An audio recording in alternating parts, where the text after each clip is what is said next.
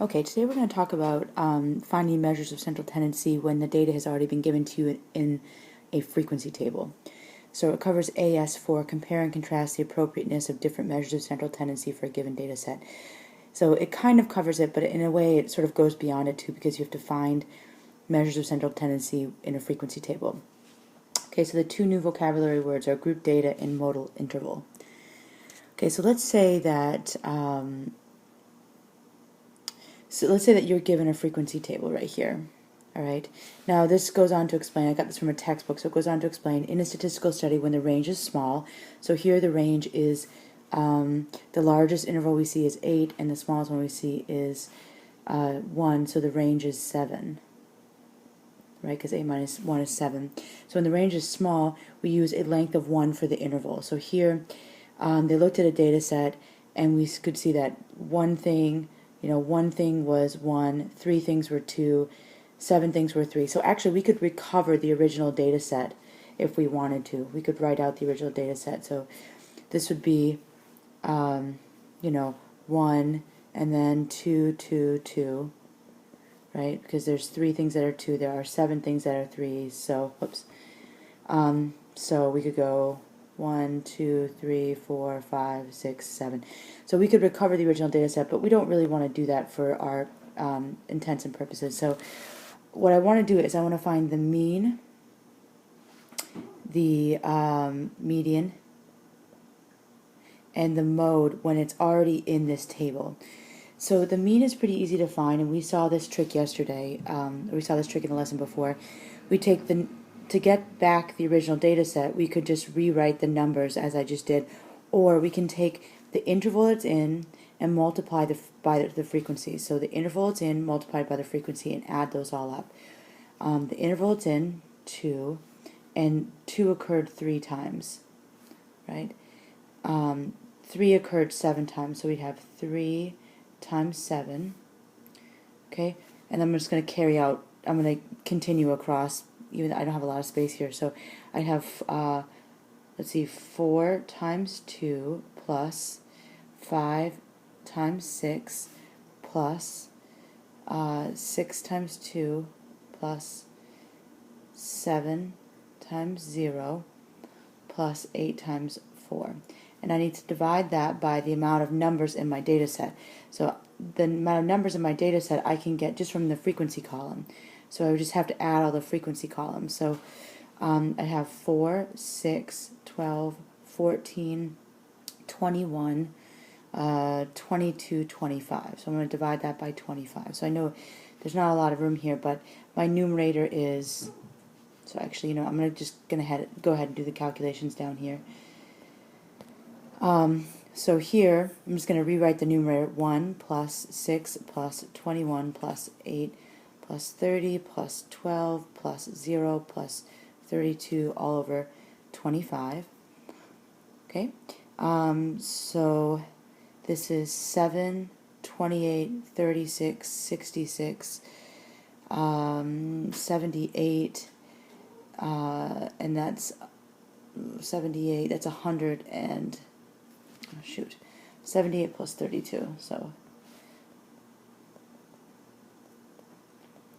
it's 100 and, so that's 11, so it's 110. So this is 110 divided by 25. Okay, and I'll pull out my calculator. Okay, so I just rewrote everything on the second page. So we had 110 divided by 25, and that's equal to 4.4. So the mean is 4.4. So I rewrote all the calculations together so that it was easier to see. So remember, what you do in order to find the mean is you take the interval and multiply it by the frequency. And then once you do that, you add up all those numbers and you divide it by the sum of the frequency. Okay? Now to get the median, what you want to do, and this is it's going to come in handy that we talked about this yesterday. So there's 25 numbers. Okay, so the median is the number that's in the middle. So out of 25 numbers, we want to figure out which number is in the middle. So what we do is 25 divided by 2, and that gets 12.5. So the 13th number is in the middle. Now think about the 13th number. There are 12 numbers below this, and there are 12 numbers above it to get to 25, because 12 plus 12 is 24, plus the 13th number is 25. So it makes sense that the 13th number is right in the middle. Okay, so we've got to figure out if these numbers were listed in numerical order, which would be the 13th number. And the way we can do that is we can start by the lowest frequency and count. Basically, if we had a cumulative frequency table, we'd be able to figure this out. So here there's only one number listed. Here there's 3 numbers. So by the interval of 2, 4 numbers in your data set have already gone by. By the interval of 3, 11 numbers in your data set have already gone by. So we haven't gotten to the 13th number. Okay, by the number 4, 13 numbers have gone by. So that means that the 13th number is 2. Okay, and you can confirm this if you wrote it out, but this is exactly how you do it. When the cumulative frequency gets to the number that you need, or if it goes beyond it, if the number that you're looking for is achieved in the interval where the cumulative frequency is at or above that, then that means this is your median. So the median is 2.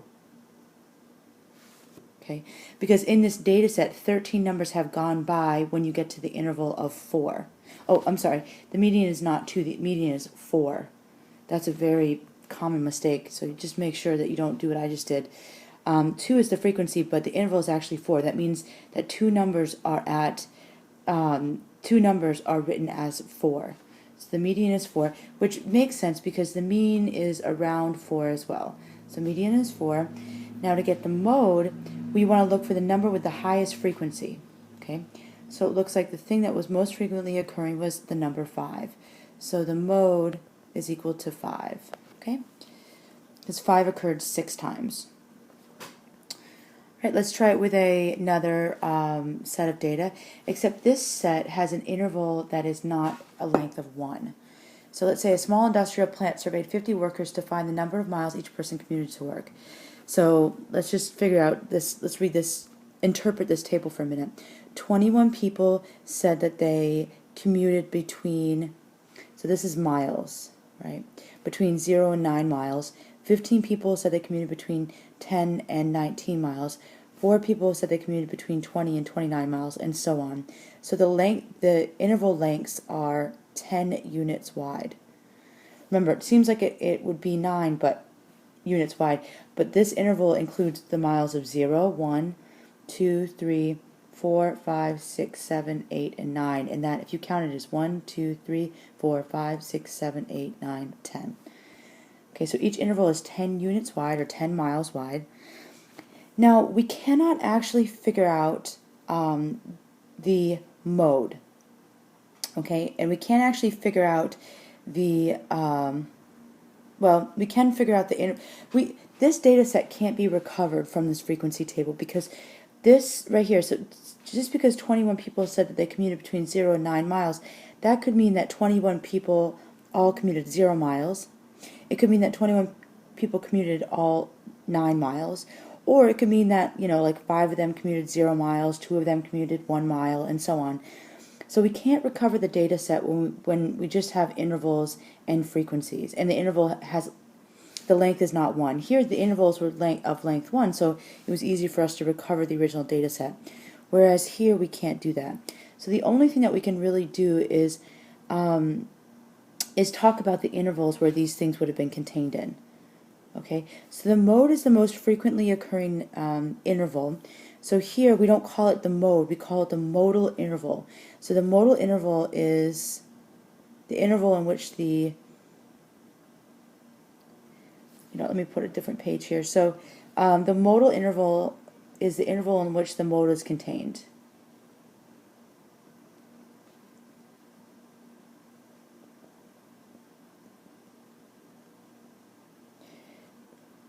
In which the mode is contained. So notice we can't actually find the mode.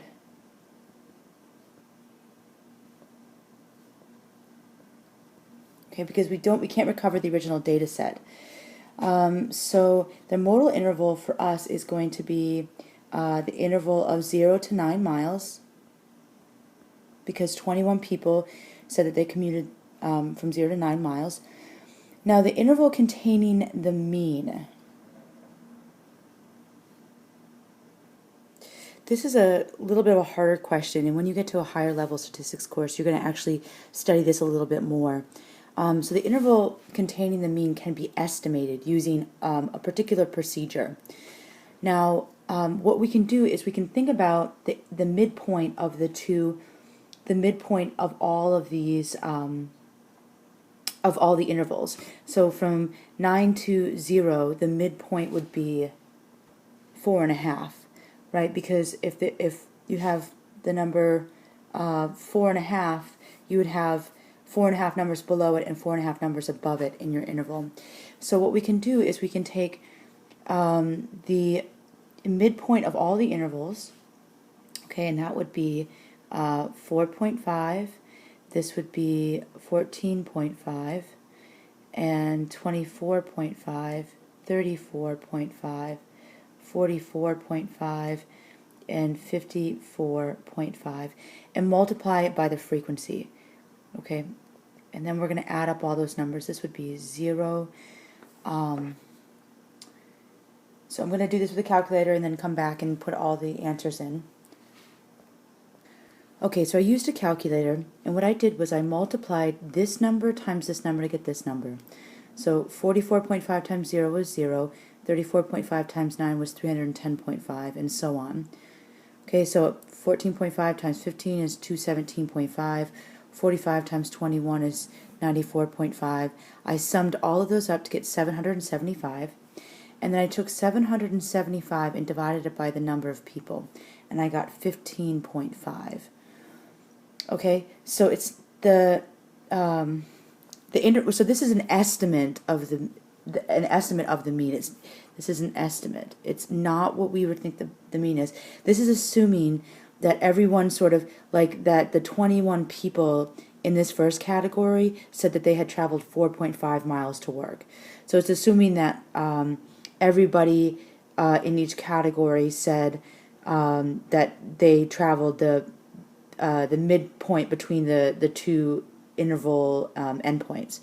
So, you know, it's an estimate. Whether or not it's a good estimate depends on your data set, which we don't really know. So it looks like the mean, the interval containing the mean would be, so we're looking for 15.5. So the interval containing the mean would be this interval right here, the 10 to 19 interval. So 10 to 19 miles is the interval containing the estimated mean. Okay, that's a little tricky, and you know, the estimate may or may not be good. So you'd have to look at your original data set, which we don't have, but it's a way to sort of try to get an answer, approximate an answer. The interval containing the median is a lot easier because all you're doing here is you're taking 50, dividing it by 2. So if there's 50 people, divided by 2, you get 25. That means, because this is an even amount of numbers, that means that the 25th and the 26th numbers are directly in the middle of all of them, of all the numbers, because there's 24 numbers below 25 and 24 numbers above 26. So we have to average these two numbers. Well, let's erase all this work here. So I'm looking for the 25th and 26th number. So where would they have occurred? So let's make a cumulative frequency table for a second. Actually, it's a little easier because the first interval contains 21. The second interval, you would have arrived at, 36 of your 50 data points would have been arrived at in your second interval, because between these two, 36 people commuted between 19 and 0 miles, or 0 and 19 miles. So it looks like the 25th and 26th number would have been arrived at in the interval from 10 to 19 miles, which is a pretty good estimate because look at the mean and the median. The interval containing the mean and the interval containing the median are the same, which is good because we're assuming the measures of central tendency are around the same, are in the same category, or in the same interval. Okay, so that's a little tricky, but things can be estimated given a frequency table. And the last thing I want to show today is using the mean to find a number in the data set. So let's say that you have four tests that you've already taken. You scored 85, 78, 90, and 60, and you want your test average to be 85. What would the last test value have to be in order for your mean to be 85? So in order for you to figure this out, you'd have to add together all your current test scores and put an X for the value of your fifth test score, right? Because we don't know what that test score has to be, but we know that when we divide all of those by 5, we want to get 85. Okay, so in order to solve this equation, we need to first multiply both sides by 5. Okay, the 5 here cancels on this side, doesn't even touch the numerator because the denominator is already 5.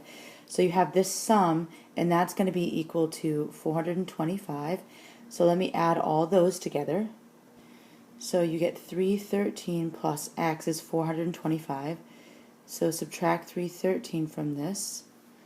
X has to be equal to 112. So what would your last test score have to be? It'd have to be 112. So it's more than likely that you will not be able to receive an 85 as an average because 112 is not an achievable score for most tests. Okay, but this is how if you're missing a number in your data set but you have your mean, this is how you would calculate that remaining number. Okay, so that's one thing you learned today. You also learned how to use a frequency table and derive the modal interval, the interval containing the mean and the median. And when the interval is just 1, you learned how to find the median, the mode, and the mean from that.